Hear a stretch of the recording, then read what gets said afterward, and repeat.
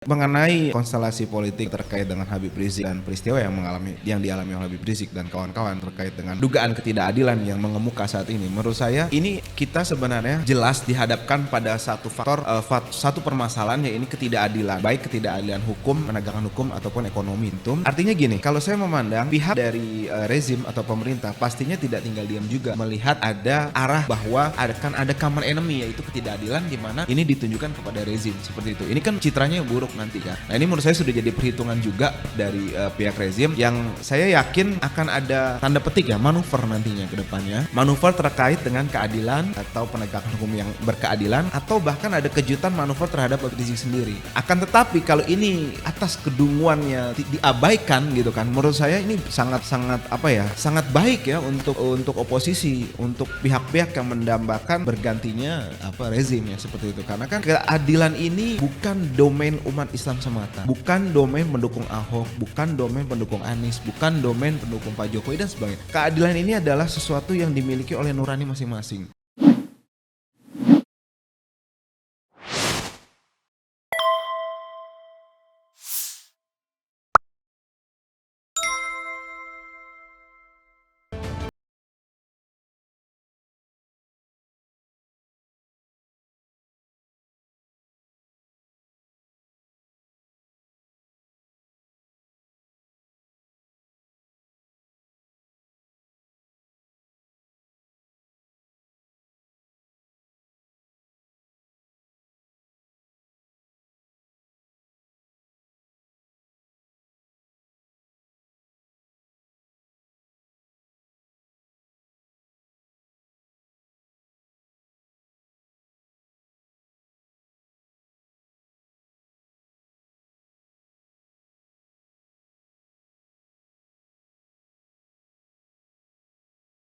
Sejak 98 melalui TAP MPR 18 ya, itu telah mencabut TAP MPR 278 tentang asas tunggal. Jadi bebas asasnya sepanjang tidak bertentangan dengan Pancasila. Dan Islam itu jelas tidak bertentangan dengan Pancasila. Itu untuk penegasan. Kemudian mengenai konstelasi politik terkait dengan Habib Rizik dan peristiwa yang dialami oleh Habib Rizik dan kawan-kawan terkait dengan dugaan ketidakadilan yang mengemuka saat ini, menurut saya ini kita sebenarnya jelas dihadapkan pada satu faktor, satu permasalahan, yaitu ketidakadilan, baik ketidakadilan hukum, penegakan hukum ataupun ekonomi tadi ya, yang sudah dijelaskan oleh Bang Rocky Gerung secara panjang lebar tadi. Saya mau tegaskan bahwa terkait hal tersebut sebenarnya nanti di konstelasi politik atau pemilu yang akan datang, mengabaikan 3 periode yang sedang digaungkan oleh sahabat dari Bang Rocky tadi, Bang Hodari ya. Dan mengabaikan juga percepatan tadi. Oh iya, percepatan atau tadi Mas Adi penyunatan ya, seperti itu ya. Nah, itu kita memandang ini normal lah seperti itu.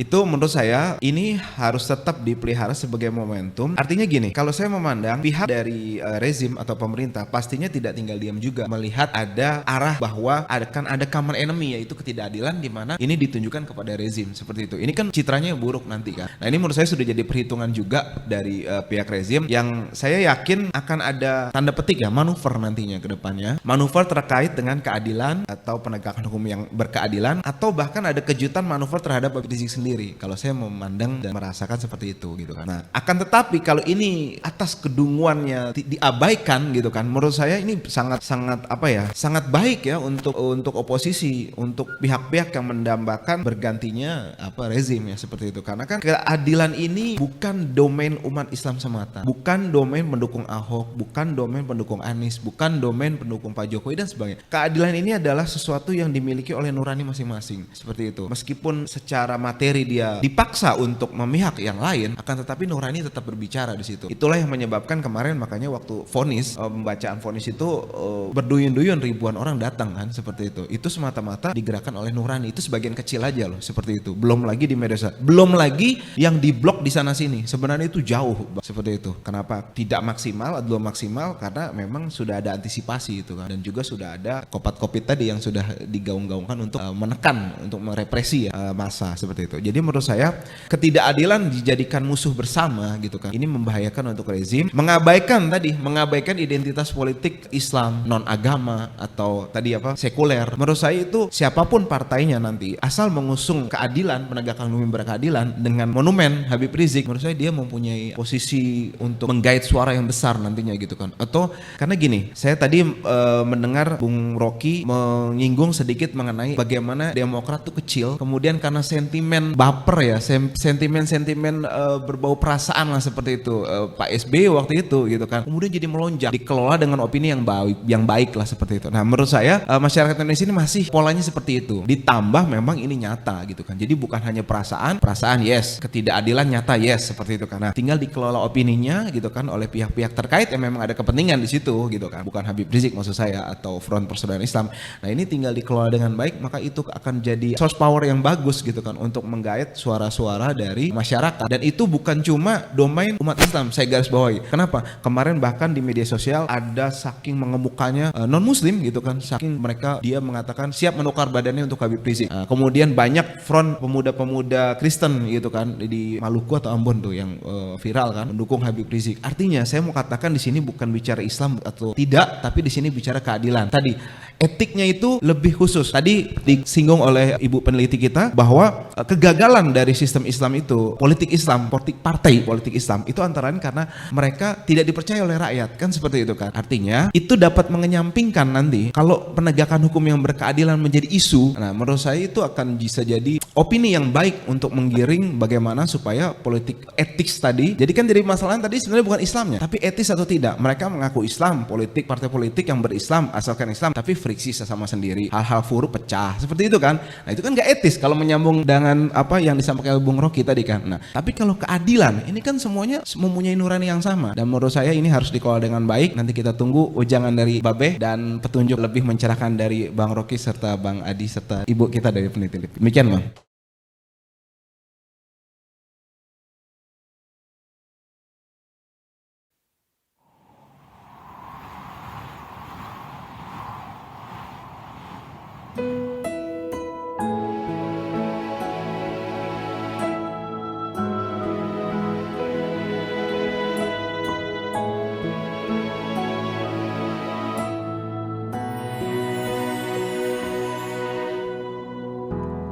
Ketika matahari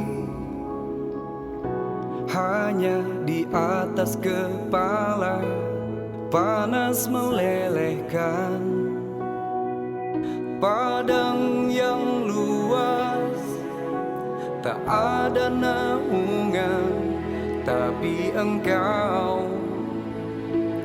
pemimpin adil. Tuhan memberi kabar gembira,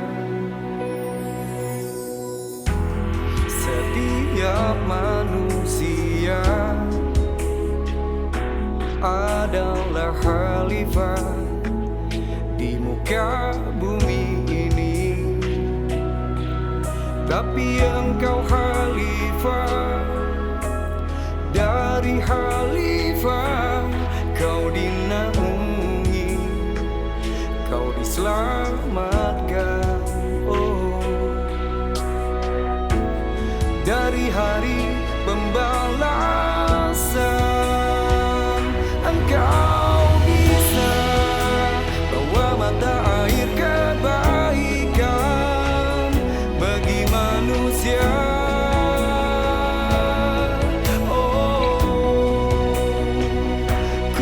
Kuasamu juga bisa